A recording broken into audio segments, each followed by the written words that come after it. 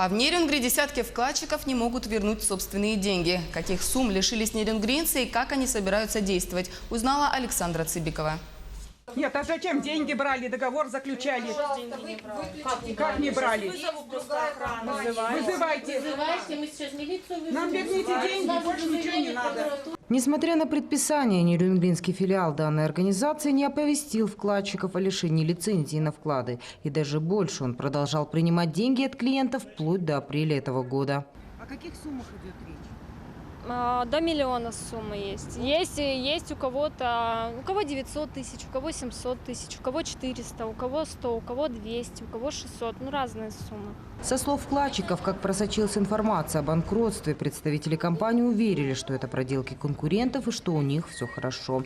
И что теперь организация называется КПК «Сибирский». Пойдя на пенсию, я вложила туда все свои расчетные деньги. В апреле заключили уже не советский КПК, а сибирский. Сказали, у нас идет расширение. Я говорю, девочки, что это такое? Вот это будоражит. Они, нет, у нас просто мы расширяемся. Мы уже до Новосибирска продлились, и все у нас прекрасно. Это было 4 апреля. Потом мы спокойно все это ждали. На данный момент компания КПК «Советский» приостановила свою деятельность в Южной Якутии. Пенсионерка Мария Андреевна вложила 700 тысяч рублей, которые сейчас пытается вернуть назад. Ну, в феврале вот я у них продлила договор с отпуска, приехала. Они уже знали, уже эта тюрьма у них была, но мне ничего не сказали. Я услышала потом от знакомых, что все уже. Прихожу к ним расторгнуть договор. Они мне не стали ничего, даже разговаривать не стали. Езжайте в Благовещенск. Ну и все, и сейчас они соглашения, и все, мы подали в суд. И у нас должен состояться суд 19 числа.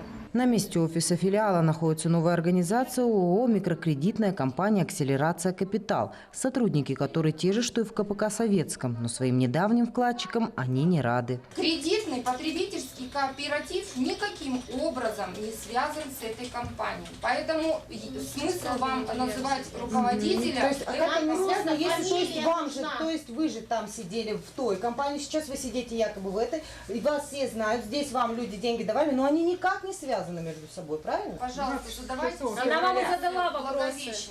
Хотя при расторжении договора организация обязана вернуть вкладчику всю сумму, вероятный итог данной аферы предсказуем.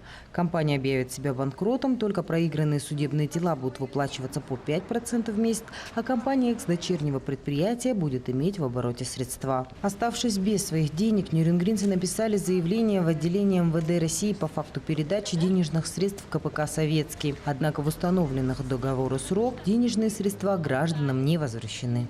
В настоящее время должностными лицами отдела МВД России по Нерюнгринскому району проводятся проверочные мероприятия, по результатам которых будут приняты процессуальные решения. Ход проверки находится на контроле прокуратуры города.